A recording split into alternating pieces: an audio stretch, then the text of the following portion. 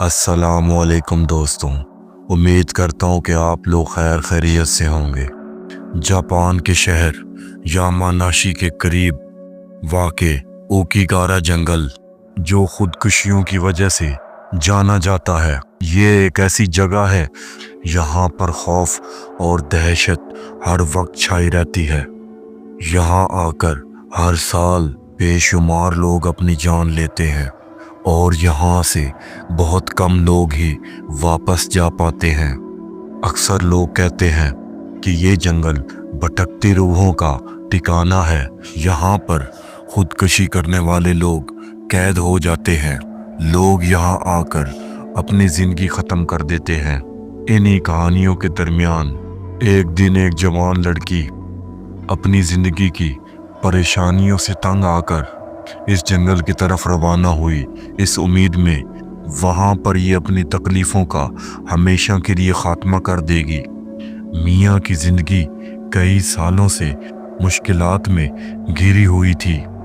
اس کے والدین کی بچپن میں ہی موت ہو چکی تھی اور اس کا اکلوتا بھائی ایک کار ایکسیڈنٹ میں مارا گیا تھا۔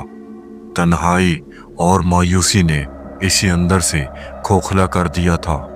اس کے تمام دوستوں نے اس کا ساتھ چھوڑ دیا تھا۔ نوکری کے مسائل نے بھی اسے مزید پریشان کر رکھا تھا اور آخر کار وہ یہ فیصلہ کرنے پر مجبور ہو گئی کہ وہ اب مزید یہ سب کچھ برداشت نہیں کر سکتی تھی۔ اس نے انٹرنیٹ پر اوکیگارا کے بارے میں پڑھا اور اسے یہ جنگل اپنی آخری منزل کے طور پر درست معلوم ہوا۔ وہ ایک دھندلی شام کو جنگل پہنچی۔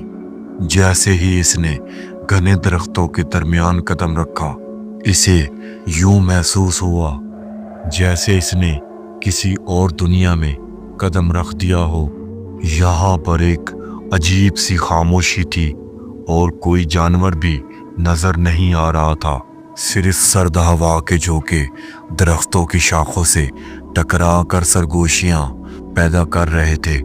جنگل کے داخلی دروازے پر ایک تختی لگی ہوئی تھی جس پر لکھا تھا، برائے کرم اپنی زندگی کے بارے میں دوبارہ سوچیں اور آپ اکیلے نہیں ہیں، مدد موجود ہے۔ مگر میں نے اس تختی کو نظر انداز کیا اور اندر بڑھتی چلی گئی۔ چلتے چلتے وہ مزید گہرائی میں پہنچ گئی۔ اسے جگہ جگہ درختوں کے ساتھ بندھی ہوئی پرانی رسیاں اور کپڑے نظر آئے۔ کچھ جگہ پر تو انسانی ہڈیاں اور پرانے کپڑے بھی بکھرے ہوئے تھے۔ یہ وہ انسان تھے، یہ وہ نشانات تھے جو ان لوگوں نے چھوڑے تھے، جو یہاں آ کر کبھی واپس نہیں جا سکے۔ جیسے جیسے وہ آگے بڑھتی گئی، اس کے اندر ایک عجیب سا خوف پیدا ہونے لگا۔ اچانک اسے لگا جیسے کوئی اس کے پیچھے چل رہا ہو۔ وہ تیزی سے پیچھے مڑی مگر وہاں کوئی نہیں تھا۔ میاں نے ایک بڑے درخت کے نیچے بیٹھنے کا فیصلہ کیا۔ اس نے اپنی جیب سے ایک چاقو نکالا تاکہ اپنے ہاتھ کی کلائی کاٹ کر اپنی زندگی ختم کر لے۔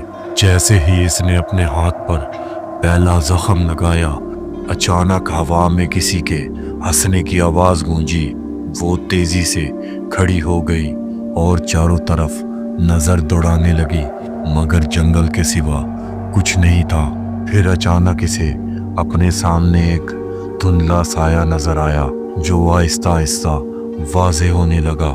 یہ ایک عجیب سی عورت تھی جس کی آنکھیں سیاہ تھی، بال الجھے ہوئے تھے اور وہ سفید لباس میں لپٹی ہوئی تھی۔ اس کے ہونٹوں سے خون بہہ رہا تھا جیسے وہ پہلے ہی مر چکی ہو، مگر ابھی بھی وہ زندہ نظر آ رہی تھی۔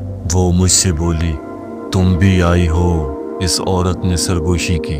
یہاں پر سب آتے ہیں مگر کوئی واپس نہیں جاتا۔ میاں کا دل زور زور سے دھڑکنے لگا۔ اس نے بھاگنے کی کوشش کی مگر جیسے ہی اس نے قدم بڑھانے کی کوشش کی، اس کے پاؤں زمین میں دھسنے لگے۔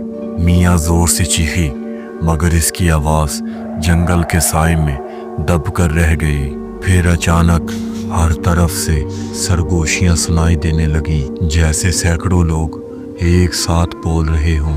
ये आवाज़ें अजीब थी, जैसे रुक जाओ, मत जाओ, यहाँ हमारे साथ रहो।